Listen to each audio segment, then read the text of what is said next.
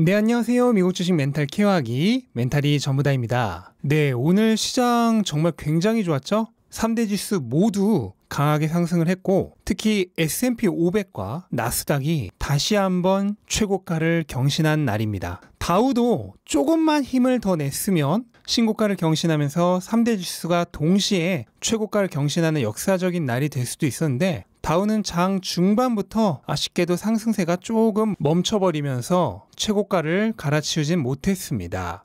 이번 주 화요일에 주가가 반등을 했을 때 이번 주는 좀 내내 올랐으면 좋겠다고 했는데 정말 그렇게 됐네요. 네, 채권 수익률도 오늘 상승하면서 장기적 경제 전망에 대한 우려가 약해지고 있다는 걸 보여줬습니다. 네, 시장을 좀 보시면 우선 트위터가 굉장히 좋은 실적을 발표하면서 오늘 3% 상승을 했습니다. 우선 EPS가 말도 안 되게 좋았죠? 시장 기대치는 7센트였는데요. 무려 거기에 3배 가까운 20센트를 기록을 하면서 어닝 서프라이즈죠?를 발표를 했고, 매출도 당연히 시장 기대치를 뛰어넘고요. 다만 일간 활성 사용자 수는 시장 기대치와 거의 비슷했습니다. 이거는 결국 사용자 한 명당 수익이 엄청나게 늘었다는 거죠.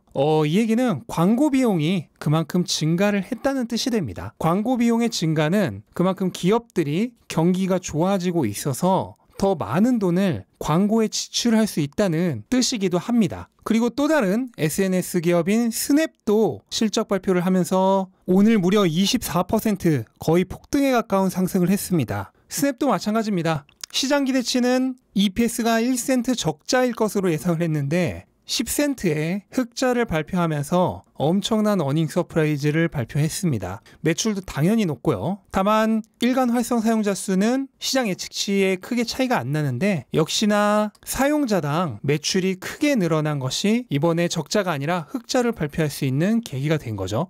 이거는 역시나 기업들의 광고비 지출이 그만큼 커졌다는 얘기가 될 것입니다. 트위터와 스냅은 두 회사 모두 이번 애플의 개인정보 보호 방침 변경의 영향을 거의 받지 않았다라고 얘기를 했고요. 또한 두 회사 모두 다음 분기 가이던스를 굉장히 좋게 발표하면서 오늘 주가 상승에 더욱더 큰 힘을 보태줬습니다. 이렇게 되면 아마 당분간 추세적으로 상승할 가능성이 크지 않을까 하고 생각이 됩니다. 네, 그리고 지금 식음료주도 굉장히 좋은데요. 얼마 전에 펩시가 좋은 실적을 발표하면서 주가가 급등을 했죠. 그리고 코카콜라도 마찬가지로 그제 좋은 실적을 발표하면서 주가가 지금 강세를 띠고 있고, 이런 식음료주들이 좋은 실적을 발표하면서 주가가 강하다는 게 바로 앞에 SNS 기업들의 광고 수익이 늘어난 것과도 연관이 되는 겁니다. 바로 이런 회사들이 SNS에 광고비를 지출하는 큰 손들이잖아요. 그러니까 이렇게 큰 손들이 좋은 실적을 발표하면서 경기가 좋으니까 결국 그게 다 광고비로 가서 광고비가 주요 수입원인 기업들의 실적이 좋아지는 거죠.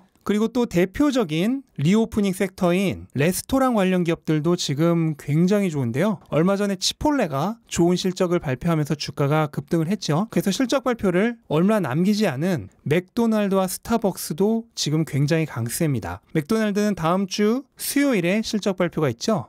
그래서 지금 강하게 상승하면서 오늘 신고가를 경신했고, 어제 말씀드렸던 스타벅스는 오늘도 2% 넘게 상승하면서 신고가를 또다시 경신했습니다. 스타벅스는 다음 주 화요일에 실적 발표가 있죠. 그 외에 지금 소비자 관련된 기업들을 전부 다 주가가 좋아요. 이거는 지금 그만큼 소비 심리가 개선되고 있다는 것을 증명해주는 모습이 아닌가 생각이 됩니다. 또한 대표적인 소비자 주식 중 하나인 나이키도 지금 또다시 급등하면서 신고가를 갈아치우고 있어요. 제가 나이키가 어닝 서프라이즈를 발표하면서 주가가 급등했던 날, 이런 가치주들은 보통 좋은 실적을 발표하고 주가가 급등하면 그 이후로 뉴스에 팔아라가 나오면서 주가가 하락하는 게 아니라 오히려 추세적으로 계속 상승할 가능성이 더 높다라고 말씀을 드렸었잖아요. 근데 지금 나이키가 그거를 증명해 보이고 있습니다. 네, 그리고 전통적인 헬스케어 관련 주식들도 주가가 다 좋습니다. 그 중에서도 앞거는 당연 모더나죠. 모더나는 S&P 편입 이후에 주가가 하락하는 것이 아니라 오히려 더 올라서 오늘 S&P 편입 당시의 고점대를 뚫어냈습니다. 이거는 테슬라에서도 일어났었던 일이죠. 테슬라도 S&P 편입 이후에 아주 약간의 조정 이후 오히려 주가가 더 상승을 했었잖아요. 그런데 지금 모더나에서도 거의 비슷한 일이 일어나고 있습니다. 하지만 이게 정말 모더나라는 기업의 가치만큼 상승하고 있는 것인지 아니면 지금 일시적인 과열인지는 조금 리서치가 필요한 것 같고요. 저도 뭐 조만간 한번 공부를 해볼 예정이고, 다만 일반적인 투자자들이라면 굳이 이 시점에 리스크를 안고 매수를 할 필요는 없을 것 같습니다. 만약 계속 날아가 버린다면 이런 건 그냥 내 주식이 아니라고 생각을 하는 게 전반적으로 리스크 관리에 유리하다고 생각을 해요. 네, 그리고 지금 소비 심리가 굉장히 좋다는 거를 또 하나 증명해 주는 게 있죠. 바로 결제 관련주 그리고 이커머스 주식들의 주가가 굉장히 강세입니다. 이 기업들이야말로 어떻게 보면 소비 심리와 가장 밀접하게 연관이 되어 있는 기업들이잖아요. 근데 이런 기업들의 주가가 지금 강세란 거는 그만큼 사람들의 지갑이 열리고 있다는 거를 그냥 가장 알기 쉽게 증명해주는 지표입니다. 그래서 저는 지금 이게 단순히 일시적인 현상이 아니라 전반적으로 지금부터 시장이 다시 확연한 강세장으로 들어갈 가능성도 슬슬 보이는 것이 아닌가라고까지 생각이 들고 있습니다. 물론 다음 주에 있을 FOMC에서 모든 사람들을 깜짝 놀라게 할 만한 그런 충격적인 소식이 없다는 전제 하에서 얘기죠. 네, 그리고 전기차 섹터는 오늘도 굉장히 안 좋았는데요. 어제 이어서 바닥 찾기를 계속하고 있는 거죠. 전기차 섹터뿐만 아니라 친구라고 할 수 있는 재생에너지 섹터도 같이 안 좋습니다. 그래서 이 두 가지 섹터는 조금 더 바닥 찾기를 하지 않을까 하는 느낌이 들고요. 다만 오늘 루시드는 굉장히 주가 흐름이 좋았는데요. 이유는 주주들이 98%의 합의를 얻어서 루시드와 합병하는 거에 최종 승인이 났기 때문이죠. CCIV가 뭐 루시드를 합병하는 건 누구나 다 알고 있었던 건데 이제 그게 최종 결정이 나면서 오늘 호재로 작용을 한 겁니다. 그래서 합병 후에 회사명은 루시드 그룹이 되고요. 그리고 다음 주 월요일부터는 티커가 CCIV가 아니라 LCID 루시드로 변경될 예정입니다. 하지만 그 이후의 주가 흐름은 사실 다른 전기차주들과 궤를 같이 하지 않을까 하는 생각이 됩니다. 네, 그리고 오늘 빅테크는 좋았는데요. 제가 어제도 말씀드렸듯 빅테크는 5개 기업 모두가 다음 주에 실적 발표를 앞두고 있죠. 그래서 그 실적 기대감에 현재 강세를 유지하고 있는데 특히 그 중에서도 페이스북과 구글이 엄청나게 좋았습니다. 이유야 말할 것도 없이 트위터와 스냅 때문이죠. 페이스북과 구글도 둘 다 광고 수입이 기업의 수입의 거의 전부입니다. 그러다 보니 마찬가지로 SNS 관련주이자 광고 매출이 전부라고 할 수 있는 트위터와 스냅이 좋은 실적을 발표했다는 건 이거는 뚜껑을 열어볼 필요도 없이 페이스북과 구글도 실적이 좋을 것이란 거죠. 특히 그 중에서도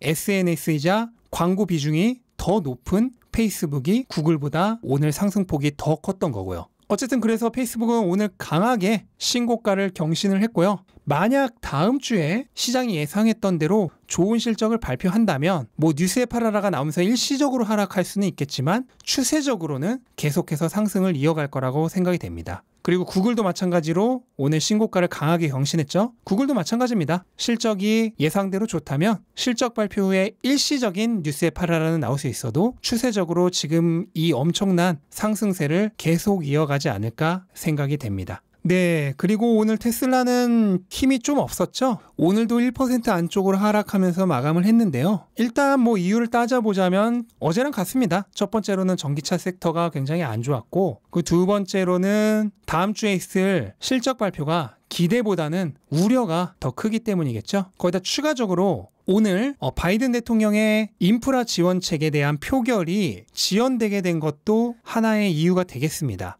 이번에 약 5,800억 달러 정도의 인프라 지원책에 대해 표결을 하려고 했는데 공화당 측에서 반대를 하면서 표결에 붙이지 못하게 됐고요. 다만 양당 의원들로 구성된 중도파 의원 측에서는 현재 합의가 거의 이루어졌고 며칠 내에는 표결을 할 수 있을 것이다 라고 얘기를 하면서 희망의 불씨는 남아있는 상황입니다.